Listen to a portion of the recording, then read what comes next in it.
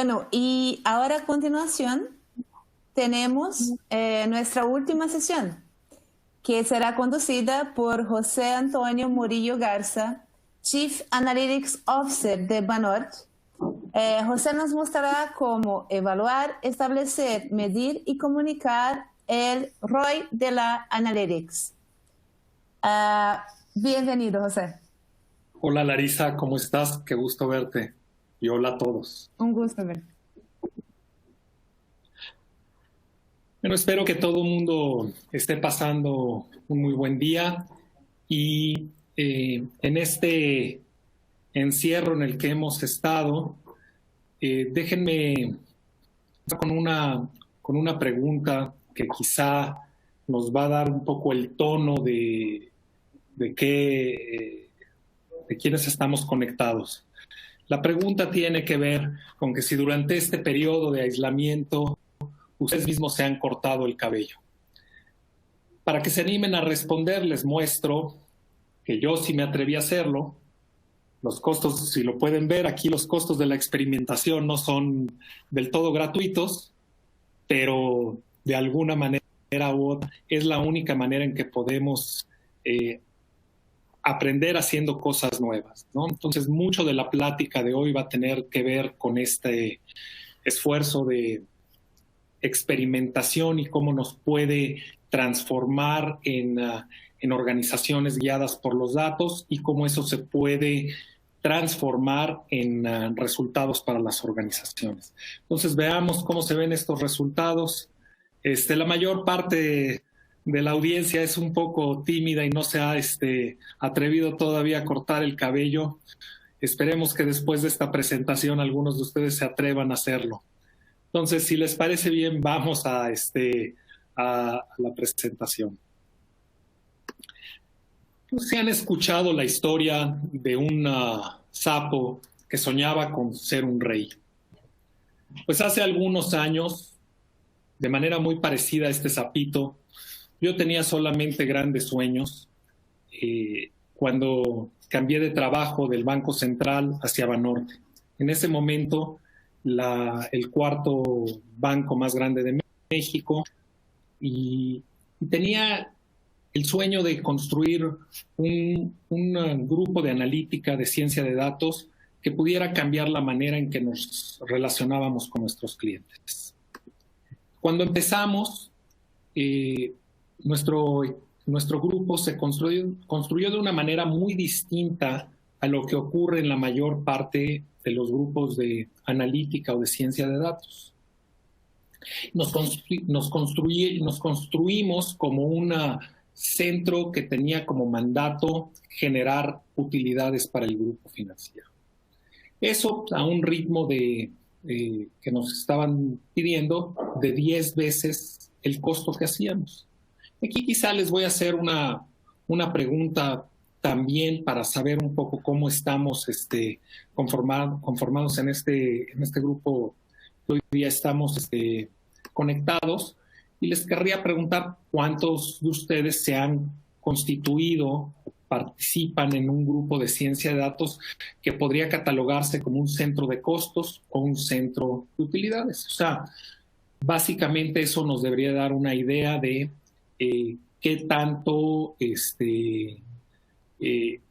estos equipos tienen como meta fundamental generar utilidades, o bien es un grupo como de asesoría que está patrocinado por la corporación y pues realmente no tiene metas específicas de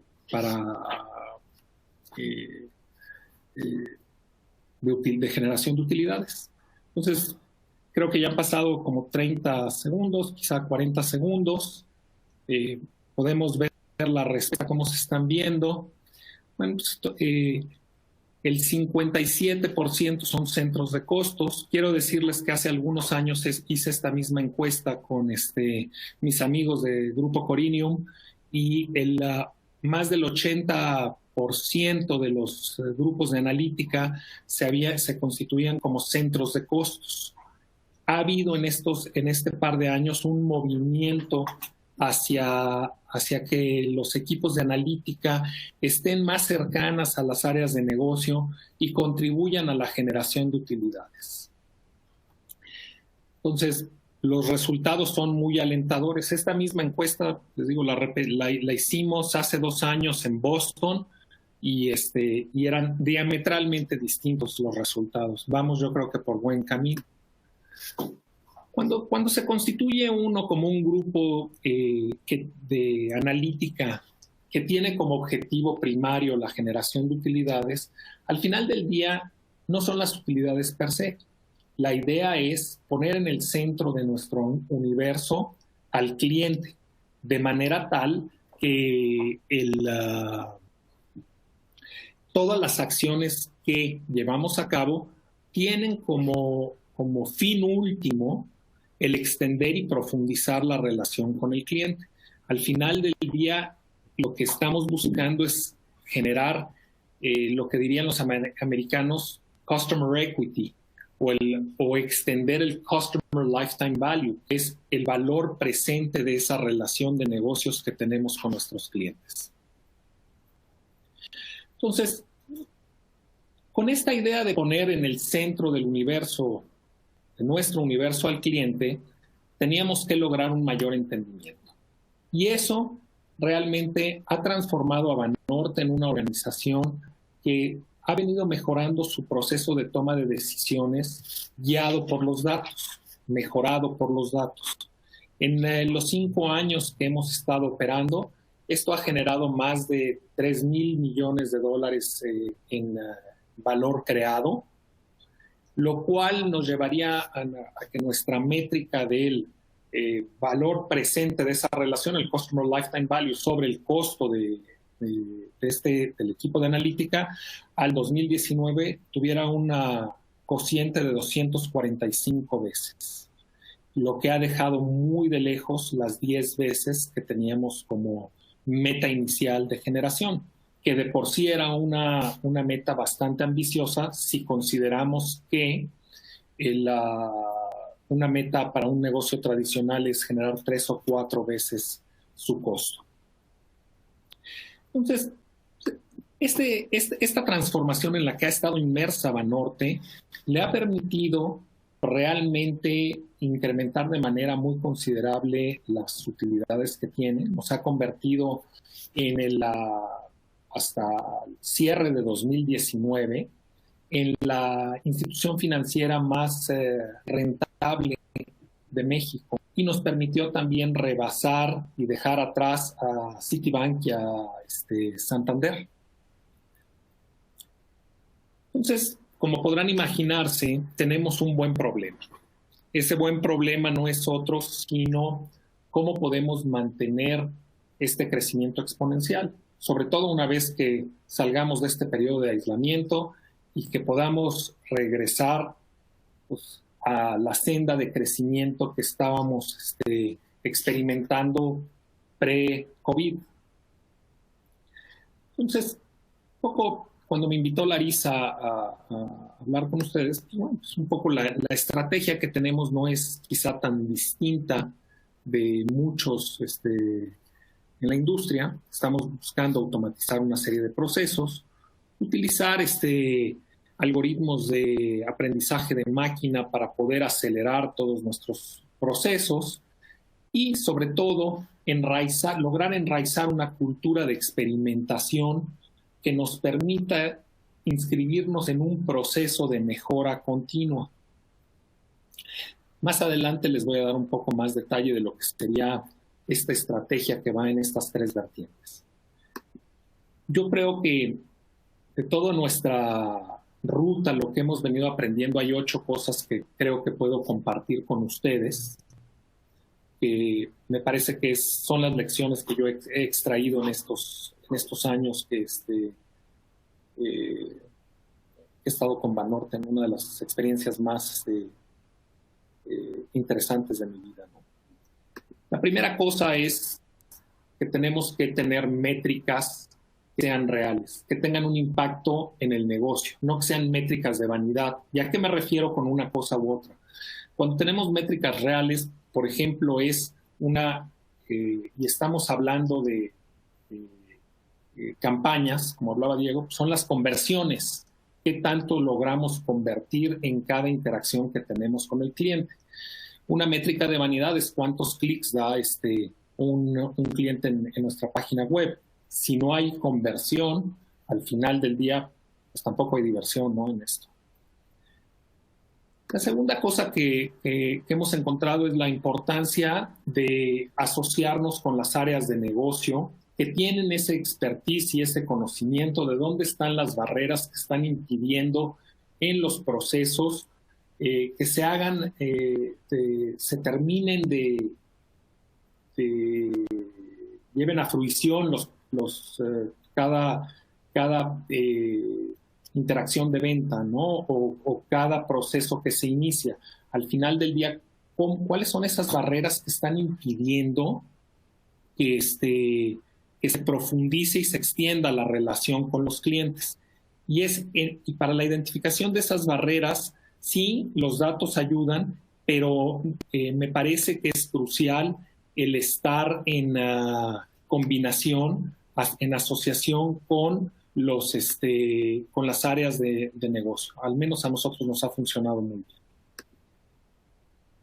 Finalmente, uno identifica, sabes qué es lo que quieres medir, identifica uno las barreras que te están impidiendo hacer lo que quieres hacer, y uno construye una hipótesis en asociación otra vez con las áreas de negocio para entender cómo puedes corregir esos problemas o cómo puedes mejorar esa situación.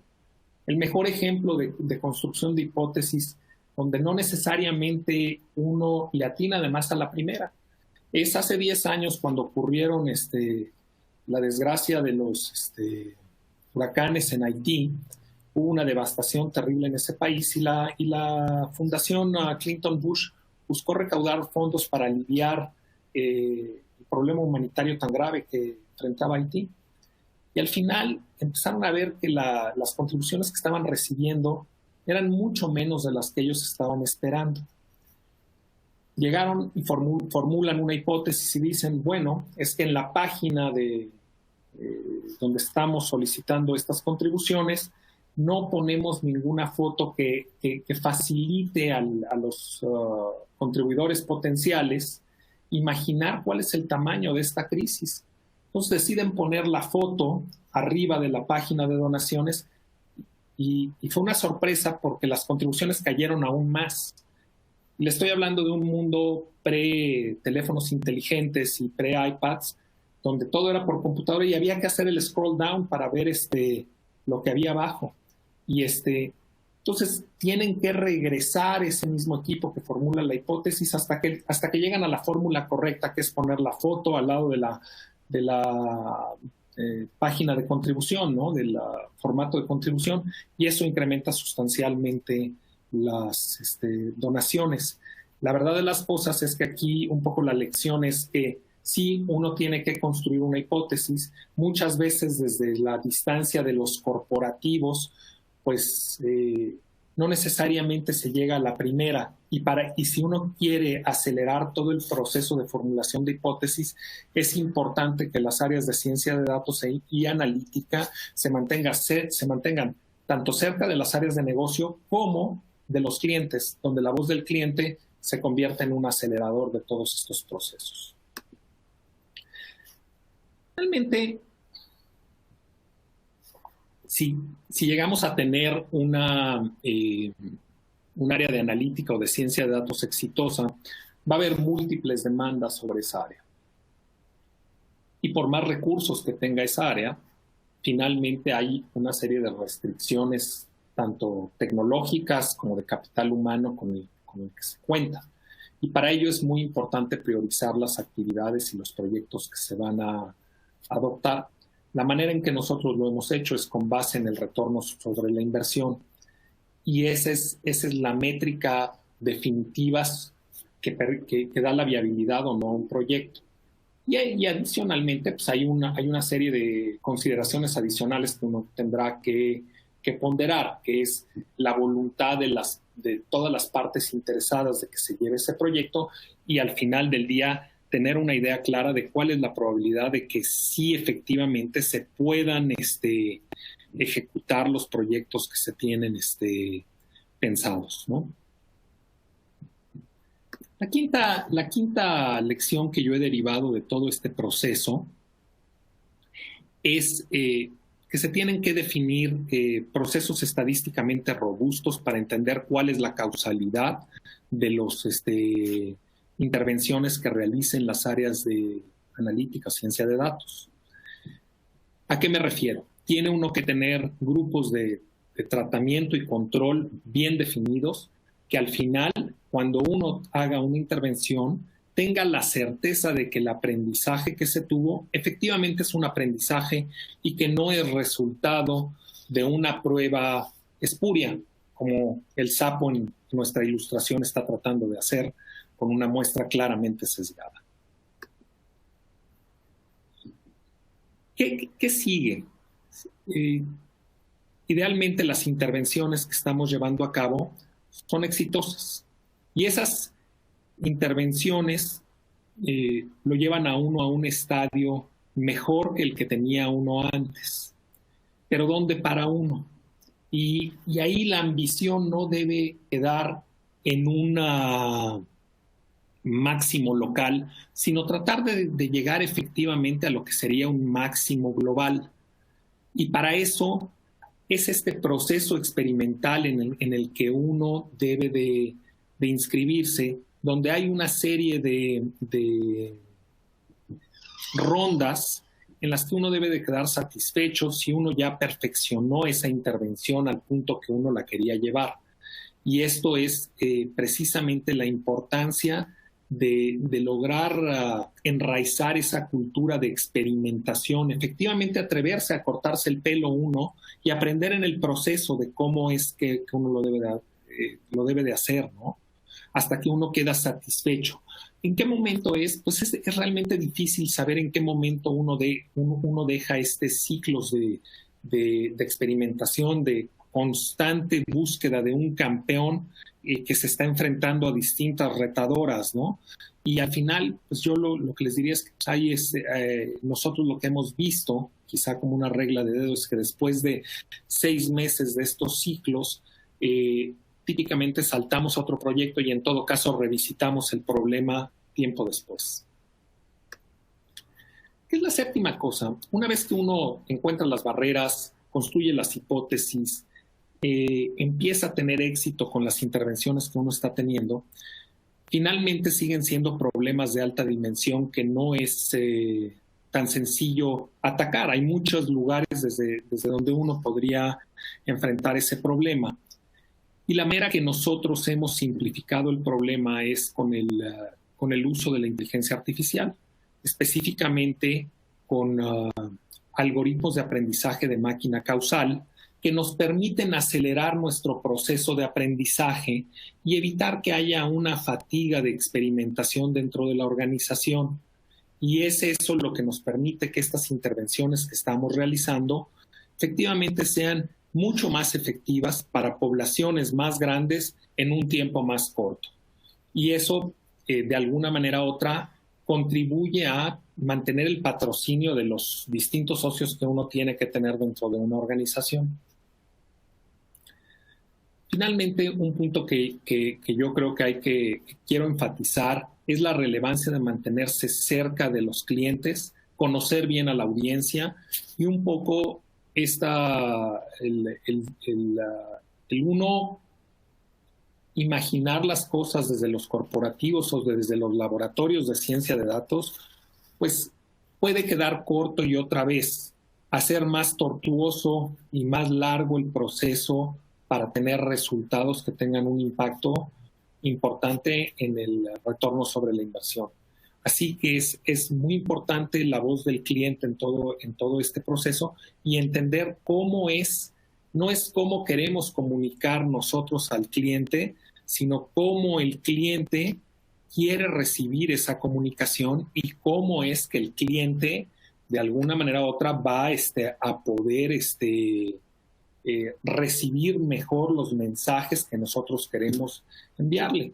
Y aquí otra vez, todo lo que es el uso de las herramientas de algoritmos que van de voz a texto nos permiten entender mucho mejor cuál es la manera de comunicarse del cliente y cómo es una manera efectiva de comunicar.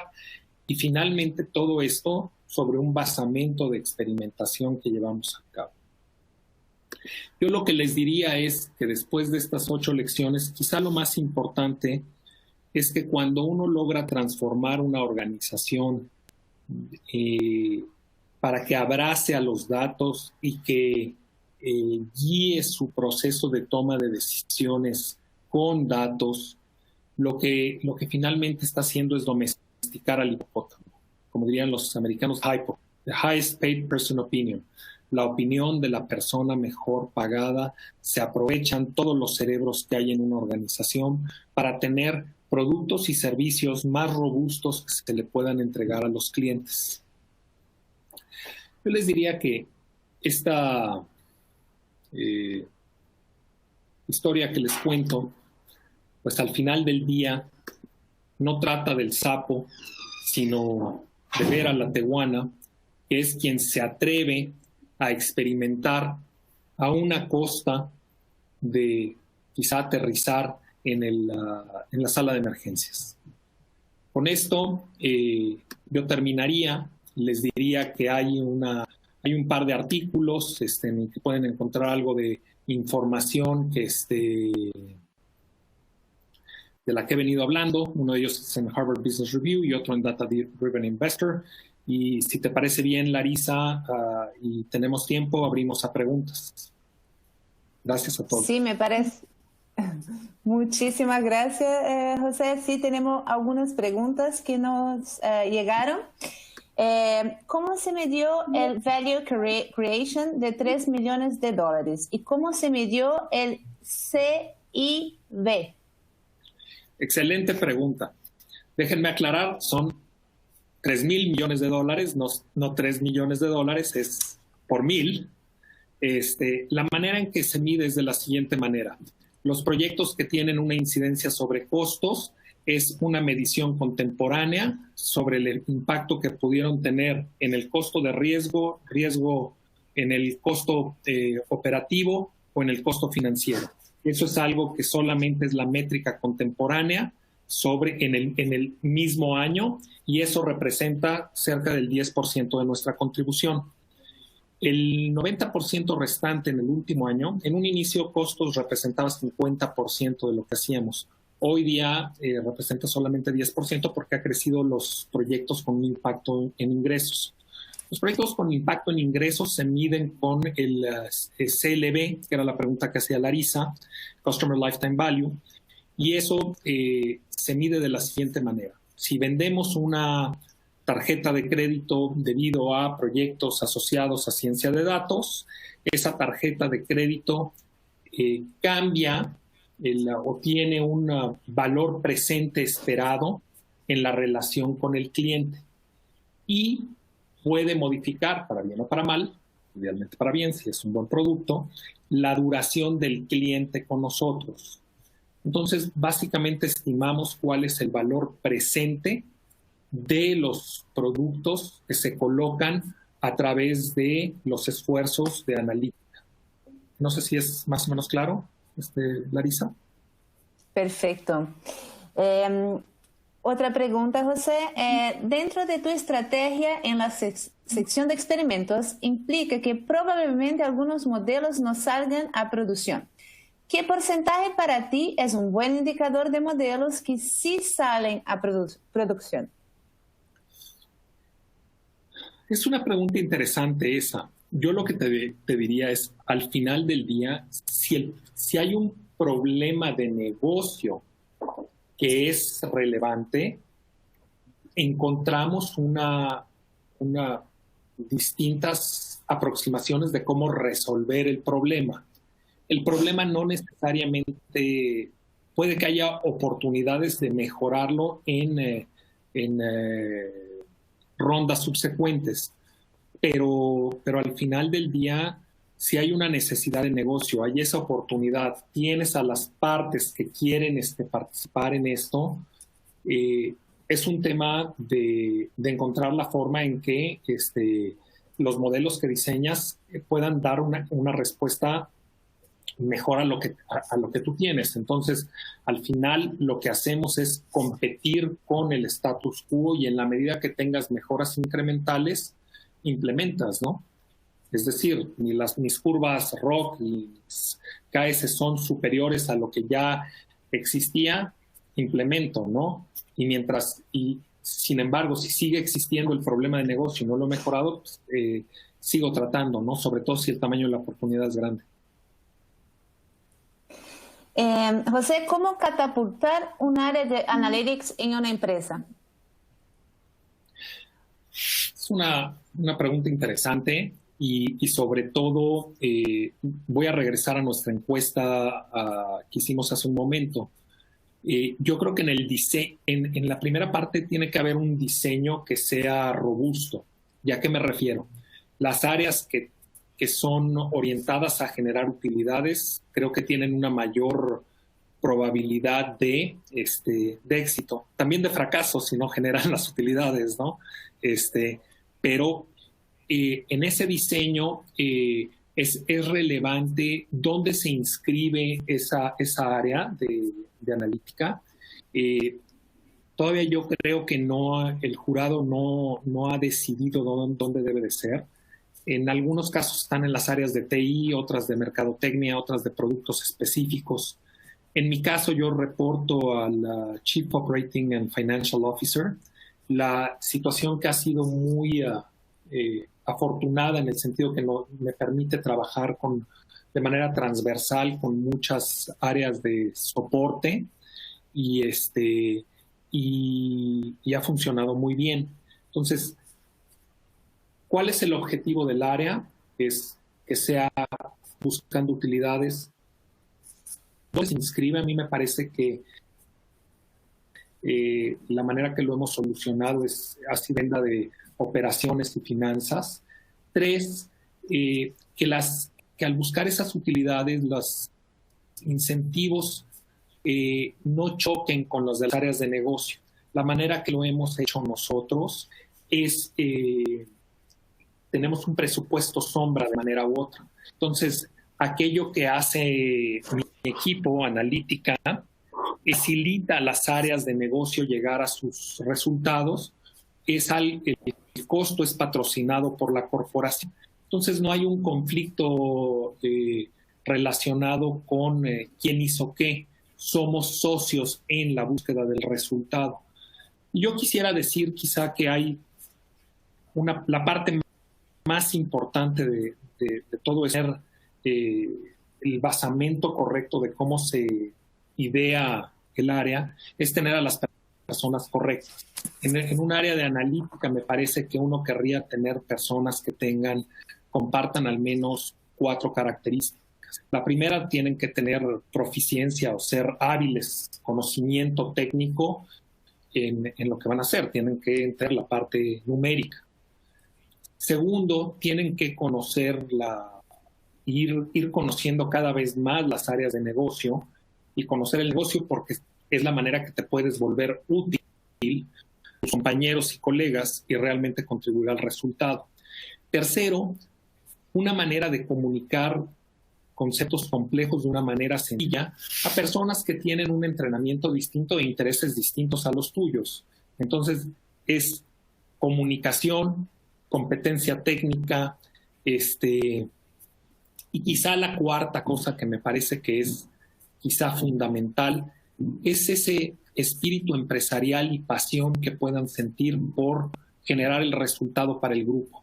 Entonces, lo más importante en las personas es, más allá de esta parte cerebral, es efectivamente que sea algo que les apasione, ¿no? Y que crean que es importante lo que están haciendo en cuanto a servicio para sus clientes del banco, ¿no? No es de otra manera, bueno, las cosas creo que difícilmente funcionarían. José, al acercarse a las áreas de negocio, ¿es mediante poner a alguien de tu equipo en esas áreas o es equipo centralizado? ¿Y cómo permea en la institución la cultura de datos? Es una buena pregunta. Yo lo que les diría es, y no necesariamente mi experiencia tiene que ser la mejor, ¿no? La manera en que nosotros lo hemos resuelto es con un área centralizada de analítica. Y no tenemos, no es que haya una relación formal con miembros de analítica en las distintas áreas de negocio, sino esa búsqueda de tener esta relación cercana con las áreas de negocio, tener reuniones periódicas. Por ejemplo, la primera área de negocio con la que nosotros empezamos a trabajar en Banorte fue con tarjeta de crédito. Un grupo de gente muy abierto a nuevas ideas, y nos reuníamos una vez por semana, y eso generó una dinámica de trabajo muy buena. Entonces, es más que el mecanismo formal que puede muchas veces funcionar o no funcionar, es esa voluntad de querer entender, de estar cerca de las áreas de negocio, ¿no? Y creo que había una segunda parte de la pregunta que la estoy perdiendo, Larisa. Era, ¿y cómo permea en la institución la cultura de datos? Yo creo que en un inicio, o sea, el primer paso es que tiene que haber un acuerdo dentro de la organización, que hay una sola fuente de la verdad, que estén centralizados los datos curados. Yo en Banorte yo he tenido la fortuna de que existe un Chief Data Officer sensacional, David Delgado, que somos equipo en muchas de las cosas. Pues de alguna manera u otra, si yo volteo a ver hacia atrás, donde los datos estaban en silos, hoy día todo esto lo tenemos bajo el cinturón y es algo que tenemos muy realmente dominado. Entonces, hay una serie de prerequisitos: tener los datos correctos, tener la tecnología correcta para explotarlos, los cerebros que puedan utilizar eso. Y una vez hecho eso, tiene que haber un proceso de convencimiento de la organización que está ayudándole a mejorar. ¿A mejorar en qué? En sus resultados, en la relación con los clientes. Y esa es la parte donde es muy importante la comunicación, porque una organización que se está transformando, la verdad de las cosas es que no es no es que esté pasando solamente una cosa, están pasando muchas cosas a la vez. Y es importante que la organización entienda de dónde están viniendo su progreso, cómo se está generando. La manera que nosotros lo resolvemos es de la siguiente manera. Cuando nos embarcamos en un proyecto, proponemos un plan de negocio donde decimos qué es lo que creemos que va a pasar. Después, una vez que se ejecuta el proyecto, se hace un reporte donde explicamos qué es lo que pasó. Y al final del año hacemos un compendio con todos los proyectos. Típicamente es un compendio así de grueso, muy ejecutivo, con una página por proyecto donde se describen las principales características, quiénes son todas las áreas participantes, porque no hay un solo participante. Debes de dar crédito a todas las personas que participan en este esfuerzo. De alguna manera u otra es algo que de alguna manera u otra toda la gente que viene de ciencia de datos y analítica debería de estar acostumbrado por el background académico a dar crédito a quien lo merece. Es una parte importante, sobre todo cuando uno piensa que esto es un juego repetido, ¿no? José, ¿cómo determinar en qué momento detener la experimentación si parece que un proyecto de analítica no será rentable en muchos años? Sí, quizá esta es una buena pregunta, ¿no? Que es quizá es la misma como cuando es casi un problema de optimización dinámica, ¿no? ¿Cuándo debo de cortar un árbol, no? Y de alguna manera u otra lo que yo les diría es que la primera cosa es, antes de construir cierta reputación, yo no estaría planteando proyectos multianuales. es una buena idea construir una reputación y algo que permita a la organización tener fe en que va por el camino correcto. Entonces debe haber una serie de aduanas donde se vayan presentando esos resultados, donde hay mejoras constantes. Nosotros, pues de ahí, y tampoco quedarse uno solamente en proyectos de corto plazo, de bajo valor. Nosotros la manera que lo resolvimos fue, tuvimos proyectos de corto plazo donde se identificaron, cuando iniciábamos, donde se identificaron ganancias importantes de corto plazo y al mismo tiempo fuimos desarrollando proyectos que eran apuestas más de mediano plazo, mucho más complejas, que iban a requerir un esfuerzo adicional. Y de alguna manera u otra los resultados de corto plazo fueron dando sustento a proyectos de un plazo más largo, de mayor envergadura, y es la manera que lo hemos ido resolviendo. Yo pensaría que es la credibilidad la que te permite ir por proyectos más largos. ¿Y dónde los cortas? Pues bueno, es más o menos claro que cuando estás experimentando, hay varios proyectos. Uno define pilotos de pequeña escala que tengan, que se puedan implementar rápido, que uno aprenda rápido y que de alguna manera u otra tenga un portafolio de proyectos que está uno ejecutando y escala uno rápido aquello que está funcionando y matas muy rápido aquello que no funciona, ¿no? Sin un mayor costo para la organización, porque son pilotos de pequeña escala. Entonces, tienes, digamos, un portafolio de 10 intervenciones, a lo mejor una es la que resulta y esa la escalas a millones de clientes y las otras las matas muy rápido. Y para poder hacer eso tienes que tener automatizados muchos de tus procesos de evaluación de las mismas intervenciones. José, en esa coyuntura, ¿cómo cambian las prioridades para asegurar el return on investment? En la coyuntura actual te refieres a la coyuntura que todos nos tiene ahorita encerrados, ¿no? COVID. Es una pregunta genial, era el elefante en el cuarto. De alguna manera u otra estamos en un momento difícil. Entonces yo lo que te diría es, para nosotros en este momento son dos cosas que definirían las prioridades. La primera, en este periodo que estamos viviendo, algunos de nuestros clientes, que son clientes muy buenos con los que podemos tener una relación por décadas, están pasando un periodo difícil que puede ser de un par de meses. Entonces, una prioridad es garantizar poder sobrevivir a este corto plazo y saltar a largo plazo. ¿Eso qué implica? Poder dar alivio a los clientes que están pasando un mal momento y diferir sus pagos para que puedan reconstruir su vida en unos meses sin que se vean sus scores crediticios afectados, que puedan de alguna manera u otra pasar a la nueva normalidad sin que quede lastimado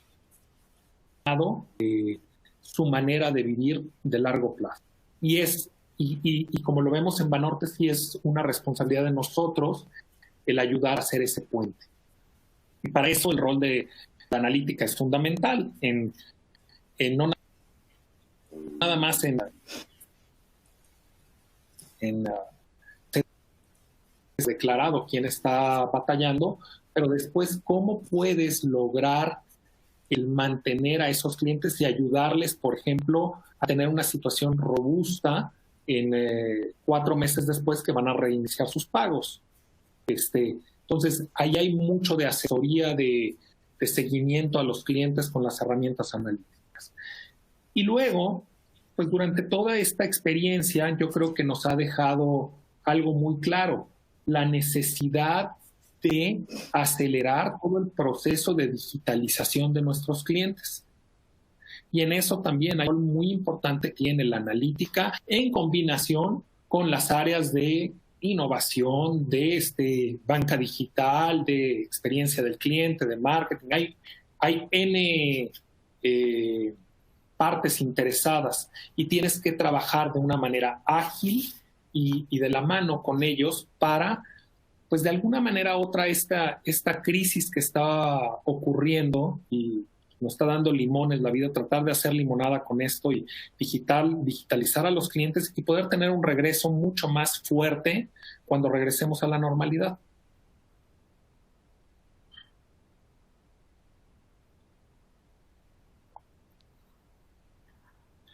No te escucho, Larisa, perdón. Perdón, yo estaba en mute. La pregunta es, ¿cómo estimas el posible return on investment en un modelo o proyecto de analítica? Creo que esta es una pregunta similar a la que teníamos, ¿no? Antes. Y tiene que ver con, y voy a dar nada más al añadir un poco lo que ya había respondido previamente. Los proyectos de costos pues tienen es como muy directo el impacto que tienen. Puede ser validado por las áreas de contabilidad de un grupo o de finanzas, dependiendo de la naturaleza de la generación de valor que esto tuvo, de la reducción en los costos, ya sean operacionales, de riesgos financieros. En la manera que uno mide el efecto del el retorno sobre la inversión potencial, y aquí quiero ser claro, es un poco más complejo en lo que son los ingresos, dependiendo también de la naturaleza del negocio. En el caso de un banco, por ejemplo, la venta de un producto financiero en los primeros meses pues, implica el pago de comisiones a las partes que hayan estado involucradas en esto y pues, tendrían un efecto negativo en el mesero, ¿no? Pero cuando uno vende un producto financiero, pues hay una duración de la relación con el cliente por cierto tiempo. Y el reto está, aquí hay dos retos. Estimar cuál es la duración de ese cliente, cuál es el desempeño potencial de ese cliente. Por ejemplo, si regresamos al ejemplo de la tarjeta de crédito, ¿me va a pagar o no me va a pagar la tarjeta? ¿Va a entrar en default o no? La manera que nosotros lo hemos hecho es ir perfeccionando la medición en el tiempo. En un inicio, las tarjetas de crédito que se generaban a través de analítica se medían con los parámetros que tenía el banco.